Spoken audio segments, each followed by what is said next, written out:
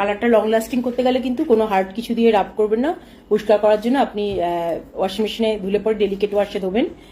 আর হাতে যদি কেউ ধোন তাহলে 15 থেকে 20 মিনিট ভিজিয়ে রাখবেন সাবান জলে, জাস্ট হালকা করে রাব করে নিলেই পরিষ্কার হয়ে যাবে। আর আর আয়রনিং করতে গেলে তখন এই যে কালারগুলো দেখছেন, এই কালারগুলো তো ফ্যাব্রিক কালার, এগুলোর উপর ডাইরেক্ট বেশি হিট অ্যাপ্লাই করবেন না। এগুলো এই ধরুন এই শাড়িটা আপনি পাতলেন, তো তার উপর একটা হালকা পাতলা কটনের কোনো একটা চাদর বা কিছু দিয়ে তার উপর আপনি আয়রন করুন, অ্যাপ্লাই করুন, কোনো অসুবিধা নেই।